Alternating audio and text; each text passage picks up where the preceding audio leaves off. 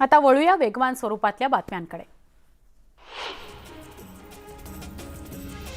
नागपुरामध्ये आज ओबीसी कुणबी महासंघाकडून काढण्यात आलाय मोर्चा आणि मराठा समाजाला सरसकट कुणबी प्रमाणपत्र देण्यासाठी संघटनांनी विरोध केलाय।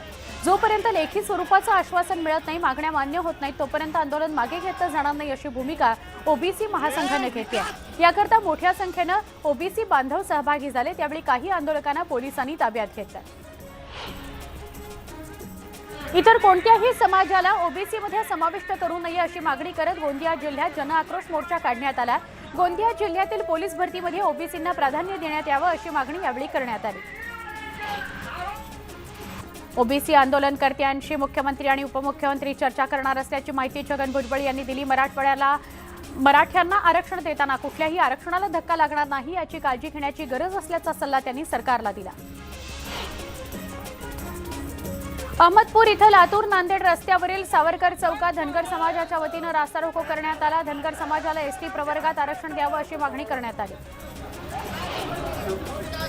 उठ धनगरा जागा हो, आरक्षणाचा धागा हो असा नारा देत धाराशिवमध्ये हजारोंच्या संख्येनं धनगर समाज रस्त्यावर उतरला।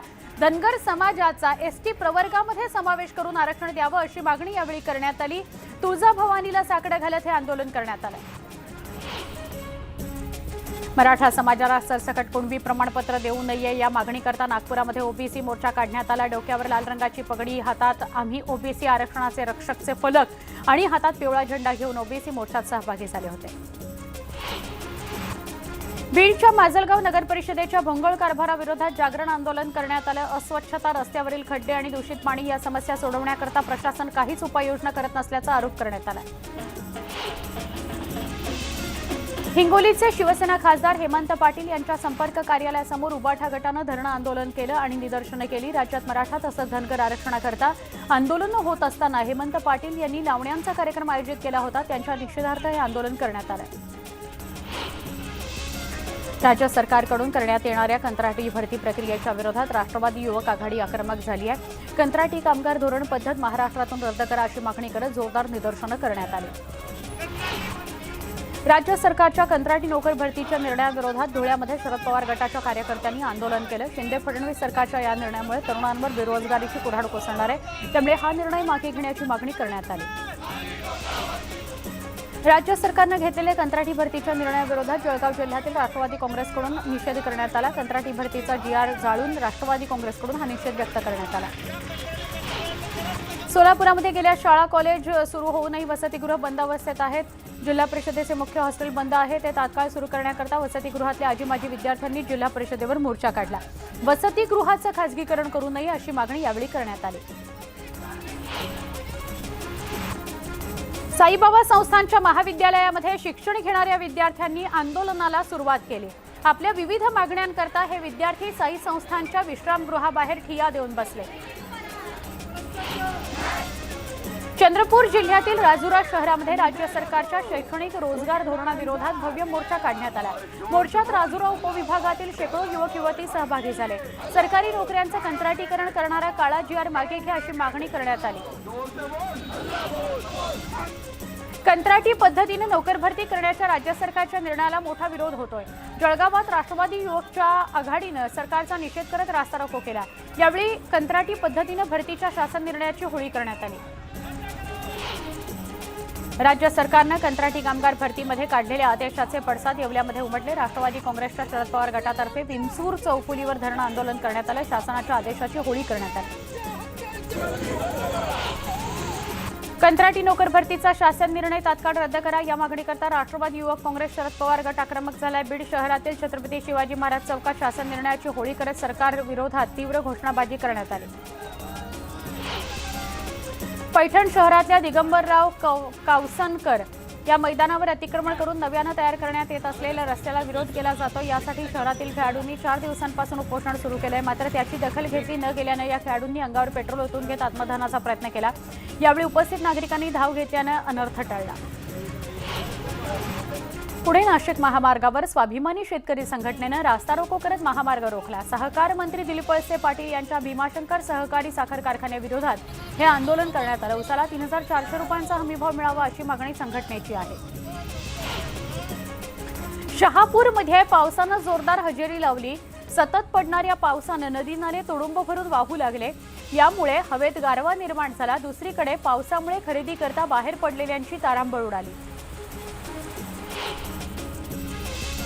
लातूरच्या देवणी नगरपंचायतीत घनकचरा व्यवस्थापनाचं काम करणाऱ्या 54 महिला कामगारांना कामावरून काढून टाकण्यात आलं। कोरोना काळातही जीव मुठीत घेऊन काम करणाऱ्या या महिलांना कामावरून काढल्यानं त्यांच्यावर उपासमारीची वेळ आली आहे। कामावर परत न घेतल्यास आमरण उपोषणाचा इशारा देण्यात आला। यवतमाळमध्ये गुलाबी बोंडअळीनंतर आता पांढऱ्या माशीनं कपाशी पिकांवर हल्ला केलाय। त्यामुळे उत्पादनात घट होण्याची भीती वर्तवली जाते। आधीच अतिवृष्टीग्रस्त शेतकऱ्यांना मदत मिळाली नसताना या नव्या संकटानं शेतकरी अडचणीत सापडलाय।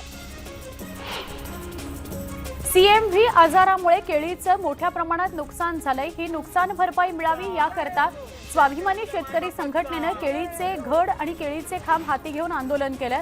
मागण्या लिहिलेलं केळीचं पान मुख्यमंत्र्यांना पाठवण्यात आलं। सांगलीमध्ये गणरायाच्या आगमनाची जोरदार लगबग सुरू आहे। शहरातील मुख्य बाजारपेठेमध्ये गणेश आगमनाकरता लागणाऱ्या साहित्य विक्रीच्या स्टॉलनं गर्दी केली आहे, तर साहित्य खरेदी करण्याकरता भाविकांची मोठी गर्दी झाली आहे। अवघ्या 1 दिवसावर येऊन ठेपलेल्या गणरायाच्या स्वागताकरता सांगली नगरीमध्ये लगबग सुरू असतानाच दुसरीकडे कृष्णा नदीची पाणी पातळी चिंताजनक बनली आहे। त्यामुळे विसर्जनाकरता पाटबंधारे विभागानं कोयना धरणातून पाणी सोडण्याची मागणी केली। गणेशोत्सवाकरता परभणी शहरातील बाजारपेठ पूर्णपणे सजलेली असून सार्वजनिक गणेश मंडळामध्ये बसवण्यात येणाऱ्या बाप्पाच्या मोठ्या मूर्तीही तयार झाल्या आहेत। या मूर्तीवर अखेरचा हात फिरवला जातोय। गणेश चतुर्थीच्या आधी दापोलीत बाजार भाविकांनी फुललेला बघायला मिळाला। बाप्पाच्या पूजेकरता लागणारी फुलं, फळं यासोबतच सजावटीच्या साहित्य खरेदीसाठी बाजारपेठेत अलोट गर्दी जमली होती। गणेशोत्सव निर्विघ्नपणे आणि शांततेत पार पडावा याकरता कोल्हापूर पोलिसांनी रूट मार्च काढत संचलन केलं।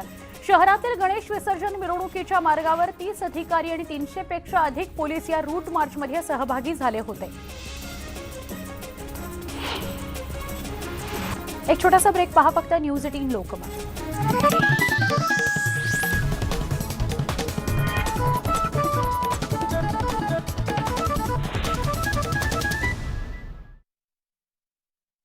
समाज आरक्षणाच्या मागणीसाठी लढतोय आणि सर्वाधिक खासदार आमदार मराठा समाजाचे, तरी देखील मराठ्यांना आरक्षण मिळत नाही।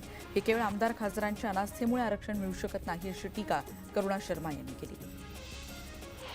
जम्मू काश्मीरमध्ये बसून बीडच्या अंबेजोगाईच्या व्यापाऱ्याचे 1,15,000 रुपये लांबवल्याचा प्रकार समोर आलाय। सायबर पोलिसांनी तपास केलाय आणि जम्मू काश्मीरमध्ये जाऊन त्या गंडा घालणाऱ्या तिघांना अटक करण्यात आली आहे।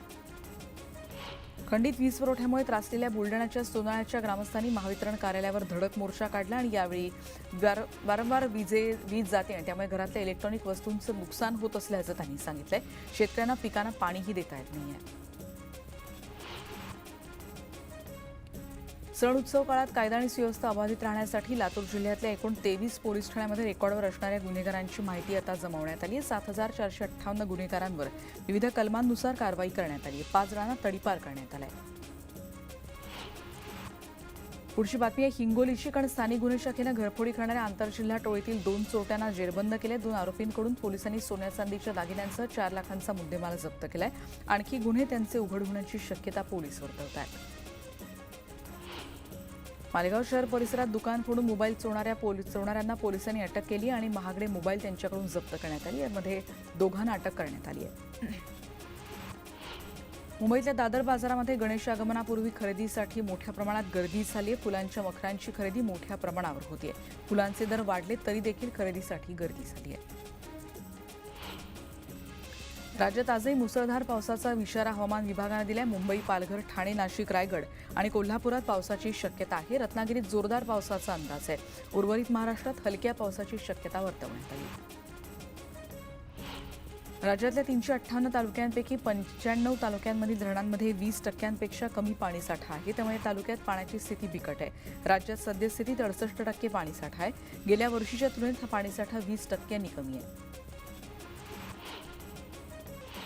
मराठा आरक्षणाच्या मागणीसाठी बीडच्या तांदळा गावामध्ये साखळी उपोषण सुरू आहे, ज्याचा दुसरा दिवस आहे। उपोषणात महिलाही सहभागी झाल्यात। मराठा समाजाला सरसकट कुणबी प्रमाणपत्र देऊ नये मागणीसाठी नागपुरात ओबीसी मोर्चा काढण्यात येणार आहे. डोक्यावर लाल रंगाची पगडी आणि हातात आम्ही ओबीसी आरक्षणाचे रक्षक असे फलक आणि हातात पिवळा झेंडा घेत ओबीसी मोर्चात सहभागी होत आहेत. राज्य सरकारनं कंत्राटी नोकर भरती करण्याचे संकेत दिल्यानं तरुणांनी असंतोष व्यक्त केलाय. जिल्हाधिकारी कार्यालयासमोर राष्ट्रवादी युवक काँग्रेसकडून नाशिकमध्ये आंदोलन करण्यात आलं. जोरदार घोषणाबाजी करत राज्य सरकारच्या आदेशाची होळी करण्यात आली. भंडारा जिल्ह्यात पुरानं हाहाकार माजवलाय. जिल्ह्यात 3881 हेक्टरवरच्या पिकांचं नुकसान झालं. 163 घरं आणि गोठ्यांची पडझड झाली आहे.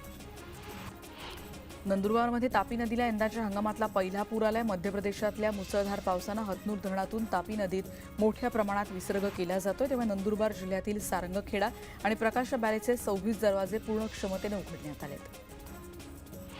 नर्मदा नदीनं जोरदार पावसामुळे धोक्याची पातळी ओलांडली आहे. नंदुरबार जिल्ह्यातल्या अतिदुर्गम भागात थेट टेकड्यावरील घरापर्यंत नदीचं पाणी शिरलंय.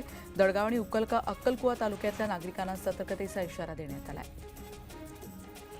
टोमॅटोचे दर घसरले त्यामुळे नारायणगाव उपबाजारात टोमॅटो उत्पादक शेतकरी आक्रमक झालेत. निषेध सभा घेत टोमॅटो फेकून देण्यात आलेत. उत्पादक शेतकरी आणि व्यापाऱ्यांमध्ये यावेळी बाचाबाची झाली.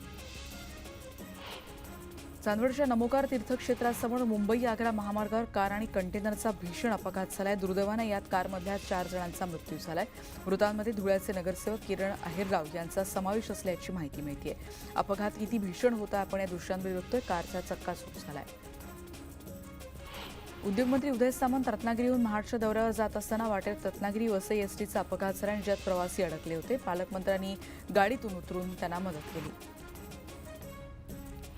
भाईंदर पश्चिमेकडच्या माहेश्वरी भवन रोडवर भरधाव कारनं दिल्ल्या वृद्धीत एक वृद्ध महिला जखमी झाल्याची घटना घडली, जिच्या रुग्णालयात उपचार सुरू आहेत. कारमधल्या 4 तरुणांना ताब्यात घेण्यात आले. हे तरुण नशेत होते अशी प्राथमिक माहिती मिळते. भरधाव मिनी ट्रकनं बाईकला दिलेल्या धडकेत शेतकरी पती-पत्नी जागीच ठार झाल्याची दुर्दैवी घटना घडली. अकोला नांदेड महामार्गाच्या शिरला फाट्याजवळ हा अपघात झाला. ट्रक चालक इथून फरार झालाय.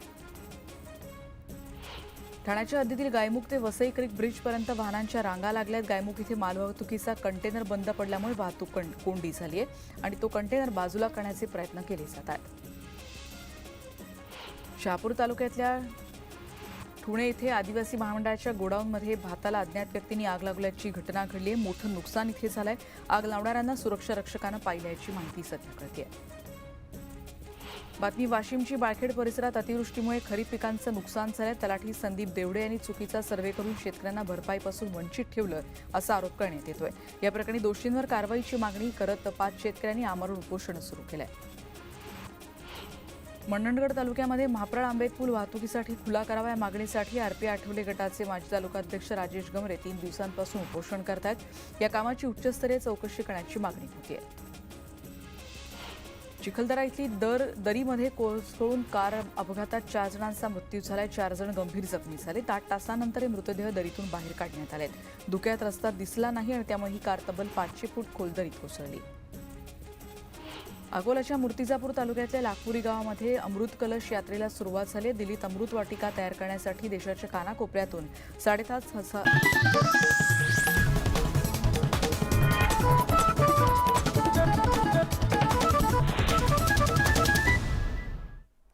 बातमी 36 जिल्ह्यांची या बुलेटिनमध्ये पुन्हा एकदा स्वागत. वळूया उर्वरित बातम्यांकडे. केमिकल झोन म्हणून ओळख असणाऱ्या दौंड तालुक्यातील कुरकुंभ या एमआयडीसीतील मेल्झर कंपनीमध्ये नायट्रिक ॲसिडचा ड्रम फुटून अपघात झाला. ॲसिड अंगावर उडाल्यानं 5 कामगार भाजले. यातील एकाचा उपचारादरम्यान मृत्यू झाला. जामनेर तालुक्यातील शेंदुर्णीहून सोयगावकडे गोमांस विक्री करण्याकरता येत असलेल्या तस्कराला अटक करण्यात आली. त्याच्याकडून 50 ते 60 किलो गोमांस ताब्यात घेण्यात आला. गोंदिया जिल्ह्याच्या देवरी तालुक्यातील लोहारा इथं मुख्य रस्त्यावर एसटी बसनं दुचाकीस्वारांना धडक दिली. यात एक दुचाकीस्वार गंभीर जखमी झालाय, दुसरा थोडक्यात बचावला. या बुलेटिनमध्ये इथेच थांबतोय. ताज्या बातम्यांसाठी काही क्षणात माझा सहकारी मिलिंद सोबत भेटूया. पहा फक्त न्यूज 18 लोकमत.